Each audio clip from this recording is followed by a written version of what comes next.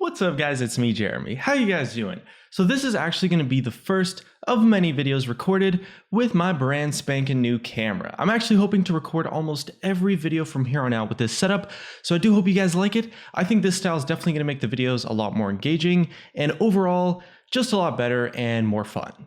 So if you guys enjoyed the video, definitely leave a like on it or let us know in the comments below, and be sure to subscribe for more videos. So one of the interesting side effects to Riot's franchising process for the LCS is that a lot of salary information is actually being published recently, which means for the first time, there's a lot of really clear information about how much pro players are actually making in the game. So I figured it'd be good fun to talk about. Obviously, there's a lot more than one income stream available for pro players, but thanks to my boy Goldenglue, we've actually got some very strong estimates that we're using here in this video, as well as a whole bunch of other information coming in from him, so he's kind of like my pro player source that I use to help make this. Although of course I'm not going to be talking about his personal salary because he wanted to keep it quiet. But to be honest with you guys, I've actually been really interested in making a video like this for a while now, so if you guys like it, I might even explore some more controversial money related topics in the future, like maybe how much certain areas of Riot Games make. Now the first and most important thing we need to say is that pro players obviously make hugely different amounts of money from one another. It all depends on the individual, their performance, and of course other value metrics like how popular the pro player is, how many, fans they have. It's totally possible that some pro players do make less than 6 figures, while others are literally earning millions. So you can treat this as a little bit of a disclaimer that not every pro player is going to match up perfectly with our estimates, and we're going to go over a ton of examples to back up things. And we're really going to focus on the different methods that pros use to make money, and then use that to shift the perspective a bit and look at how the more popular, the more well-known pro players increase that amount to reach their highest tier salaries. So the first and most important revenue stream we want to talk about is of course the team-based salary, which makes up the majority of a pro player's income for most players. This is also where you're going to find the most variance, since this amount is of course based on the contract, and there's also a ton of different things that come into play when it comes to figuring out how expensive that contract is going to be for the organization. The obvious factors are things like that player's skill level or how popular they might be in the community, but location also plays a very big part in this as well. Of course, different regions offer different salaries, and organizations will often pay a higher sum to incentivize a player moving to a different region. For example, Korean player Impact was apparently offered a place on the SKT T1 roster for Season 8, but he actually rejected it to sign with Team Liquid for approximately $1 million a year, according to the ESPN esports podcast between Rachel Gu and Jacob Wolf. And this is of course a super high tier salary, one of the highest, potentially even the highest in the league, and definitely way above average, but it does go to show how much higher a salary can be when it's offered to encourage players to move to the region, or to maybe stay in one particular region over the other. Now, the highest salaries in the world are actually typically found in China. The same podcast that we heard the rumors about Impact's salary also claimed that Looper, the South Korean top laner for Royal Never Give Up, was earning $750,000 last year. Now, at the time, this was higher than any player salary in North America, although the gap has definitely been closing between NA and China, and NA is by far a clear-cut place for player salaries. And let's be honest here, most players would rather live in North America than in China, unless they have some sort of personal history within the country, but it's also to the point where the European regions have been reportedly struggling to compete with their North American competitors. Now, surprisingly, Korea is actually on average the region with the lowest, or one of the lowest, salaries. In fact, an investigation into the player salaries in 2015 by the Korean Esports Association, or KESPA as most of you guys are going to know it, found that the average salary of the 40 League of Legends players across the 8 KESPA teams was approximately $57,000. And this average will definitely have increased since then, but it does go to show how not every pro player in the world is in a position where they can think about early retirement. In fact, this was actually one of the motivating factors in the Immortals CEO Noah Winston pushing for a public database that tracks player salaries. With everything done behind closed doors, it's possible that many players were just being exploited, especially since there are no player agents, or at least a lot of players don't have agents, and no union.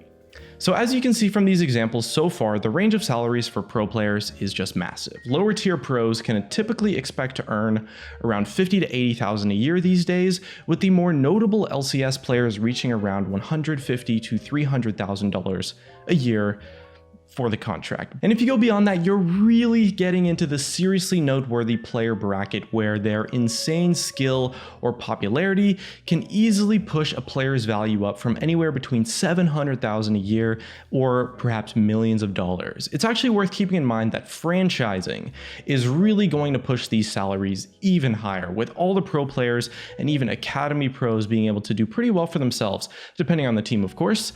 Salaries are going to become a little bit more consistent since organizations are also going to be held accountable, so they can't get away with not paying their players. Now this is pretty typical, but also with the information from Goldenglue to back it up, most players don't actually get any of the money directly from the Riot stipends, team sponsors, or promotional events, since that's all kind of just included as a part of their contracted salary from the teams.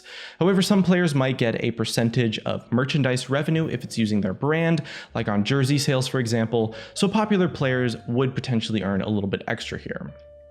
One other factor worth considering here is also performance-based bonuses. So a lot of pro players' contracts have stipulations where they're granted bonuses based on their success, how much they win, their individual stuff, and all sorts of things. And this is typically done based on how much perceived risk there is to sign a player to the team.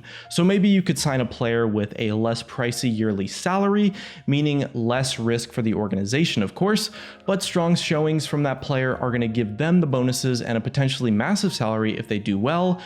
And in return, the team gets the benefit too because the player is winning. So one notable example of this actually is Reignover, who was cited as the highest salary in the North American LCS in 2016, who had actually only a $350,000 a year contract. Now, compared to other high-tier salaries, this might not seem that extreme, and it really wasn't, but it's a little bit hidden. Reignover's performance bonuses could ramp up to a solid $700,000 or potentially $800,000 extra in a single year, which would have easily pushed him to the very highest of pro player salaries, at least in North America. Now, one thing that I definitely find interesting, and probably all you guys are thinking at this point, how much does Faker make? You know, he's the #1 top spot. So according to .esports, the world's best player of League of Legends is apparently earning a quite nice $2.5 million in 2017. Now that might sound like an absolutely insane sum of money, but compared to the other highest paid athletes, if you consider real sports, you know, basketball, baseball, hockey players, it's still a pretty humble amount. But that does go to show that despite all the crazy growth in the esports industry, it still has a long way to go before it competes with other established sports that have been around for such a long time.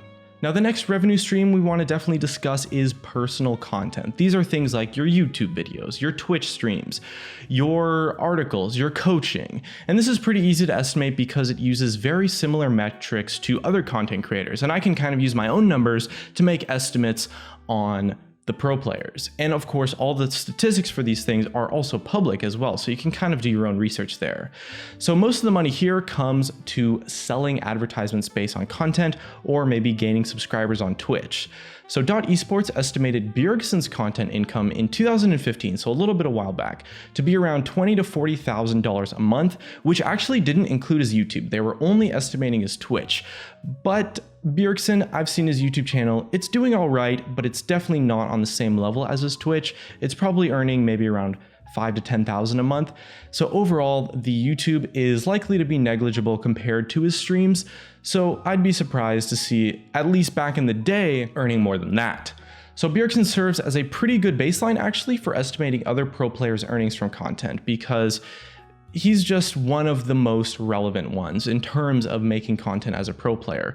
So it really all boils down to how many people watch your content. So people with similar viewership will earn similar amounts, and that scales up or down in a pretty linear fashion based on any particular player's popularity, although it can tend to be a little bit top heavy.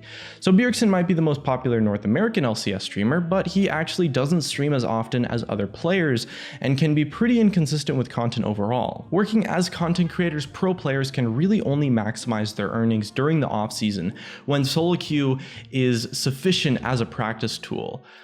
Most pros that I've talked to say that streaming solo queue is just nowhere near as good practice as simply just playing solo queue off stream. So a lot of the times the pros might want to just dedicate their time on achieving the best practice possible. So you can definitely consider personal content to be a pretty seasonal income stream, something that mostly only happens during the off season. Still, it can definitely line the pockets of pro players in a significant way if they're dedicated to it and are willing to put the work in. The most popular pro players are likely pulling in $50,000 or more a month on this kind of stuff if they have high viewerships and actually stream relatively frequently, but the less popular pro players could still be reaching a good $5,000 to $10,000 a month, which is still a substantial amount of money, especially for a side income. Now there's also tournament winnings to consider, with prize pools being typically split as 15% for each player individually and 10% for the organization and coaching staff, according to Goldenglue. Using Faker again as an example here, according to the estimates by the site Esports Earnings, Faker has personally earned $1,160,000 or so from 38 different tournaments that he's won or placed in various positions since he started his career in Season 3, and that's less than half of his approximate salary for just 1 year in 2017 alone.